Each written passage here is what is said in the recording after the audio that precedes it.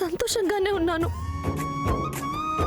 ఇప్పుడు మీ అందరినీ చూసి ఇంకా సంతోషంగా ఉంది. ఏడవద్దు. ఎక్కడికి వెళ్ళినా ఈ దరిద్రం మాత్రం వదలట్లేదు. నాన్న, చీర వద్దు, ఏమీ వద్దు, పదండి. ఏంటి చీర తీసుకోలేదు?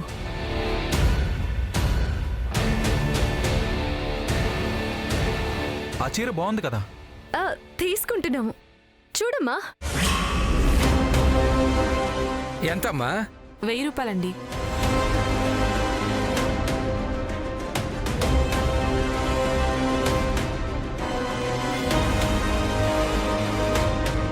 ఇది ప్యాక్ చేసేమ్మా.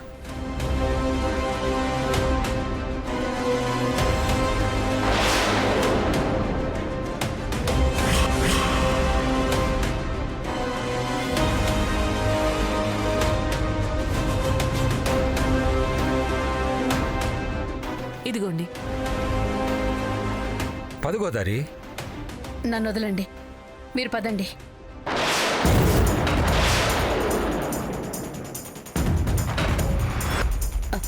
బాబు, మీరు పదండి, నేను ఇప్పుడే వస్తాను. పదమ్మా, పద. ఇప్పుడే వస్తా అంటున్నాను కదా. నువ్వెందుకంటున్నావో నాకు బాగా తెలుసు గోదారి. అల్లుడు ముందు పరువు తీసి ఈ సంబంధం చెడగొట్టకు. పదుగోదారి.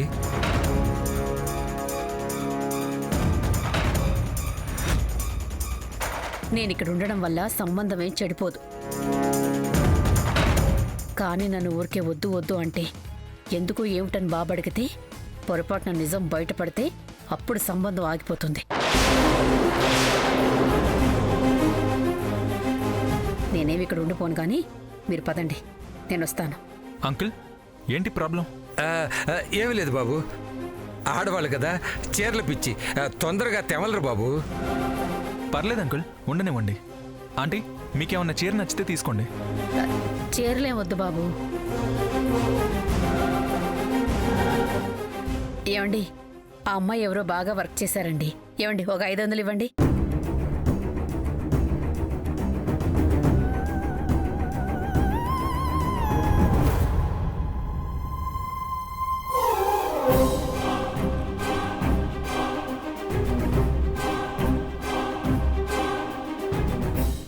నానా, అమ్మ అడుగుతుంది కదా, ఇవ్వచ్చు కదా.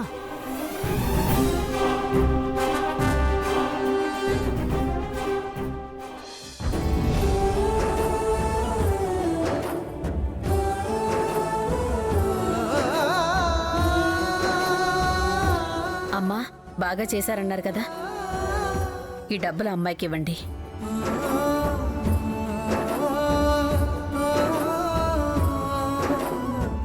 అలాగేనండి. చాలా మంచి పని చేశారంటీ. ఇలాంటి వాళ్ళని ప్రోత్సహిస్తే వాళ్ళు ఇంకా బాగా పనిచేస్తారు. సరే, ఇంకా బయలుదేరదాం, పదండి. నానా, పదగోదారి. పదమ్మా.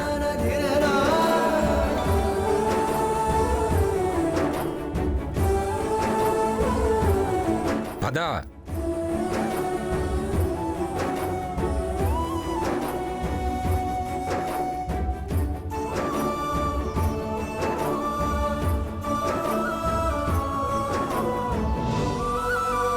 మళ్ళీ నేను నాన్నకి ఎప్పుడు దగ్గర అవుతానో ఏమో.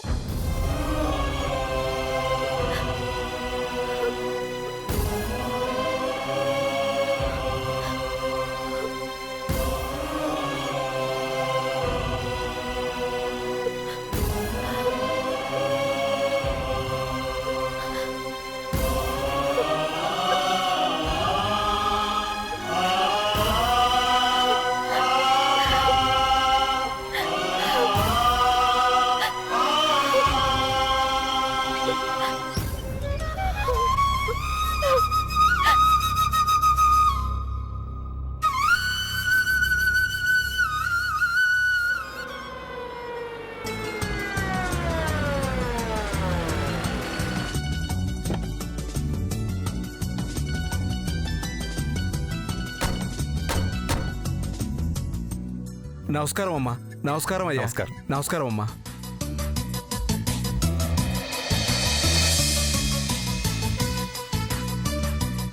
ఏరా శివుడు ఈరోజు పనిలోకి వెళ్ళలేదా? లేదు బాబు, మీరు వస్తారన్నారు కదా, అందుకే ఉండిపోయా. పదండి బాబు.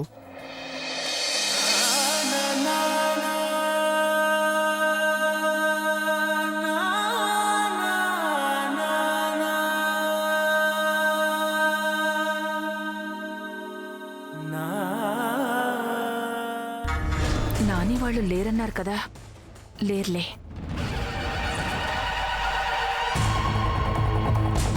మరి శివుడున్న ప్రాబ్లమే కదా. ఇప్పుడు శ్రావణి వచ్చాక చూసి అచ్చం ధరణిలాగా ఉందేంటన్న డౌట్ వస్తుంది. అక్కడి నుంచి కూపీ లాగితే ధరణి ఎవరో, నాని మాకేమవుతాడో తెలుసుకోవడం ఎంతసేపు? వాళ్ళని ఉండకుండా ప్లాన్ చేశాను గాని వీడి సంగతి మర్చిపోయా. శ్రావణి వాళ్ళు వచ్చేలోగా ముందు వీడిని పంపించేయాలి. శివుడు, ఇంత బాగా మొక్కలు నాటి డెకరేట్ చేశారు, ఇదంతా మీ హంస పనేనా? దానికి ఇవన్నీ ఎక్కడ చేతనవుతాయమ్మా? ఈ పక్క గదిలోకి ఎవరో వచ్చారని చెప్పాను కదా, ఆ అమ్మాయి చేసింది.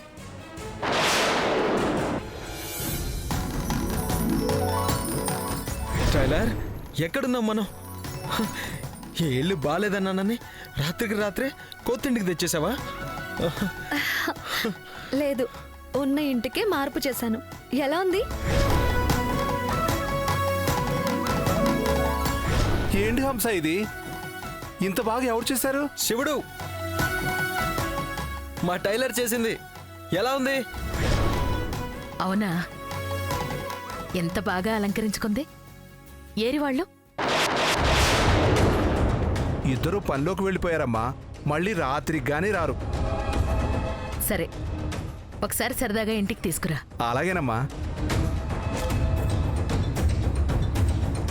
షియరా, నిజంగా వాళ్ళని తీసుకెళ్తావా?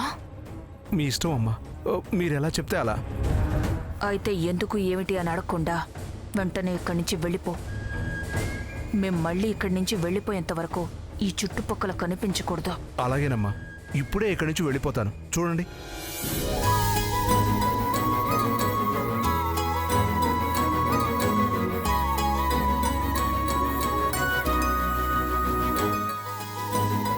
బాబు, ఏంట్రా? మా హంస ఊరెళ్ళింది కదా, 11 గంటల బస్కెళ్ళి తీసుకురావాలి. అవునా? మరైతే ఇంకా ఇక్కడే ఉన్నామే, టైం అవుతుంది, బయలుదేరు. వెళ్ళొస్తానమ్మా, వెళ్ళొస్తాను బాబు, వెళ్ళొస్తానమ్మా.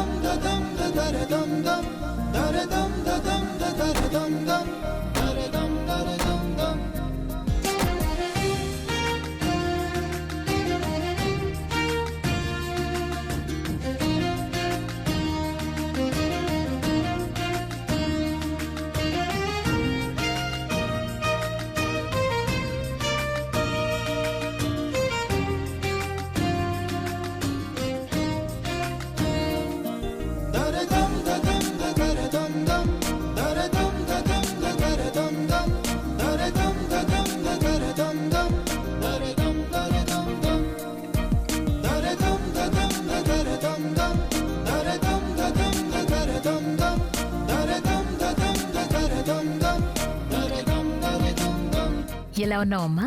బాగున్నాను ఆంటీ. ఆంటీ మా అమ్మ నాన్న. నమస్తే. నమస్కారం అమ్మా. నమస్కారం అండి.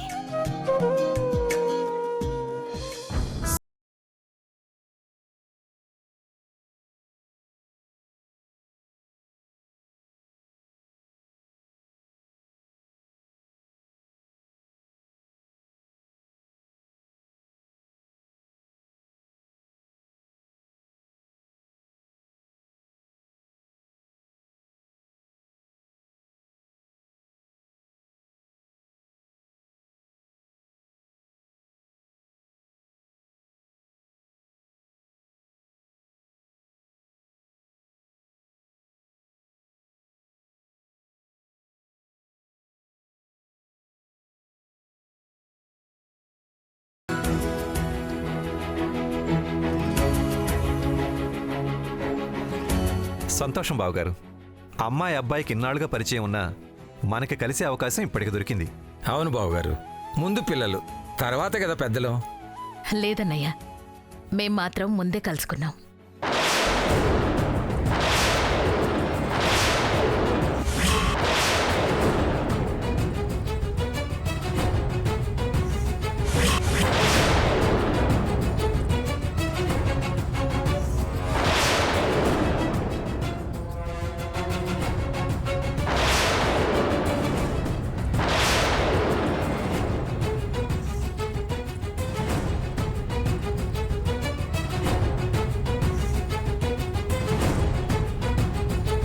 విధి విచిత్రం అంటే ఇలాగే ఉంటుంది. అప్పటికే మన పిల్లలు ఒకరికొకరు తెలుసు. అయినా మనం మాత్రం పరిచయం లేని వాళ్ళలాగే మాట్లాడుకున్నాం.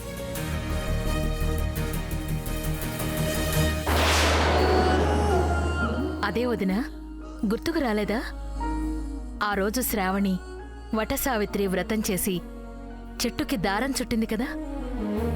ఓ అదా, అది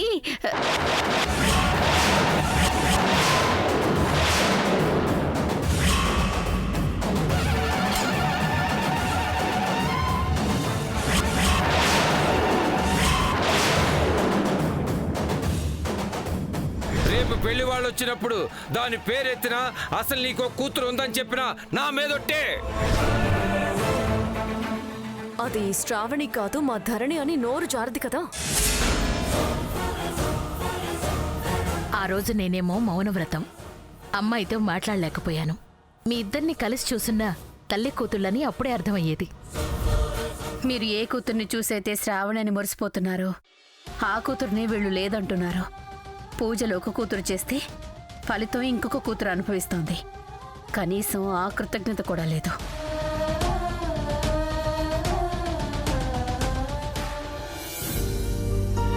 అవునమ్మా, ఇక్కడికి రమ్మన్నారేంటమ్మా? మీరే చక్కగా మా ఇంటికి రావచ్చు కదా. తప్పు నాదే నాన్న.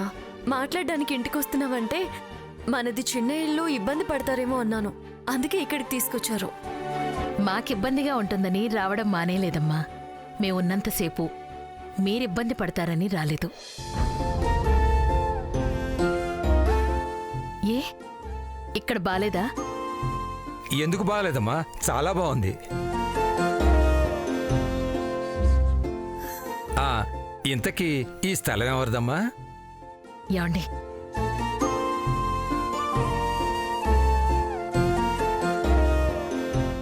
ఇక నుంచి మీదే బావగారు. డాక్యుమెంట్స్ కూడా రెడీ చేయించాను.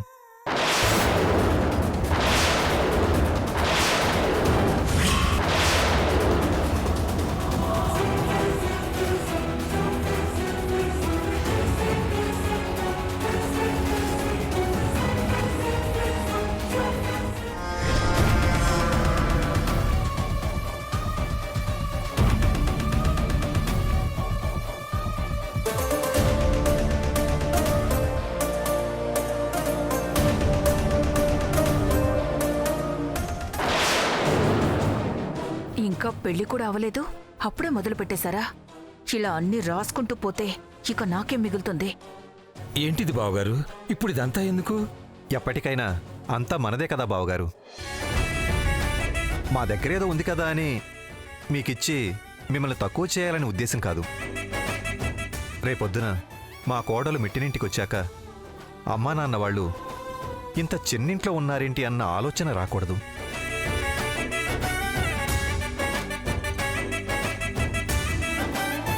మీరిక్కడ సంతోషంగా ఉంటేనే మా ఇంట్లో మీ అమ్మాయి సంతోషంగా ఉండగలుగుతుంది.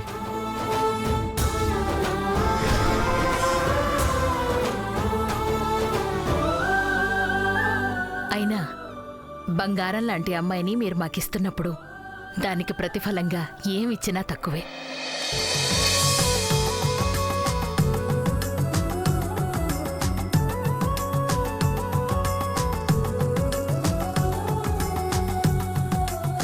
అయినా ఆస్తులదేముంది, వస్తాయి పోతాయి.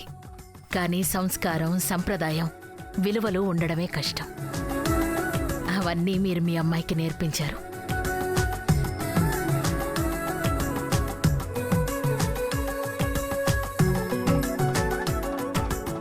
మొదటిసారి మీ అమ్మాయిని గుళ్ళో చూశాను వదినా. అప్పుడే నచ్చేసింది. ఈ అమ్మాయే కోడలుగా రావాలని దేవుణ్ణి మొక్కుకున్నాను. దేవుడు నా కోరిక మన్నించాడు.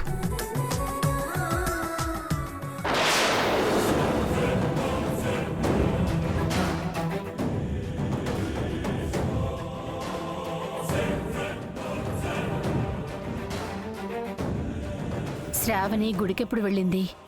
వెళ్ళినా అంత సాంప్రదాయంగా ఎప్పుడుంది? అంటే అప్పుడే ధరణిని చూసి శ్రావణి అనుకున్నారా? అది నాలాగే ఉండడం వల్ల పరువు తక్కువ, నా పేరు పోతోందని ఎప్పుడు ఏడ్చేది. ఇప్పుడు దానివల్లే దీని జీవితం నిలబడుతోంది, దీని కల నెరవేరుతోంది. ఏం ఆలోచిస్తున్నారు వదినా? వచ్చినప్పటి నుంచి ఏదో ఇబ్బందిగా ఉన్నారేంటి? ఏం లేదు వదినా. ఏంటి వదినా, ఏమన్నా చెప్పాలనుకుంటున్నారా? లేదా ఆంటీ, అమ్మ చెప్పడానికే ఉంటుంది. మీరు గొప్పింటి వాళ్ళు కదా, మొదటిసారి మిమ్మల్ని కలిసినందుకు కొంచెం టెన్షన్గా ఉండుంటుంది. అంతే కదమ్మా? ఇంకా మన మధ్య గొప్పోళ్ళు లేనోళ్ళు ఏంటి వదినా? విక్రమ్, వెంటనే ఇక్కడ పని మొదలుపెట్టు. 4 నెలలు తిరిగేసరికల్లా ఒక మంచి ఇల్లు ఈ సైట్లో ఉండాలి. వెంటనే వదిన వాళ్ళు ఇంటికొచ్చేయాలి.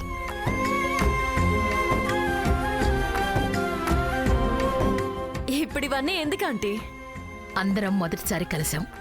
ఏమన్నా అనుకోవడానికి ఇంతకంటే మంచి సమయం ఏముంటుందమ్మా?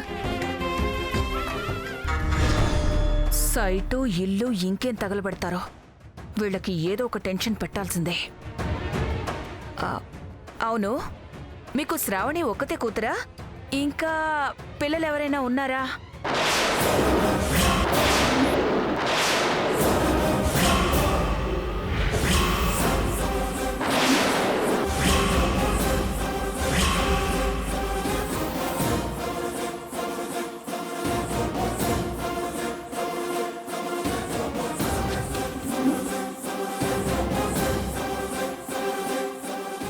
అంటే అచ్చం శ్రావణిలాగే ఉండే అమ్మాయిని ఎక్కడో చూసినట్టు గుర్తు. కవల పిల్లలు ఏమన్నా ఉన్నారేమోనని అడిగా.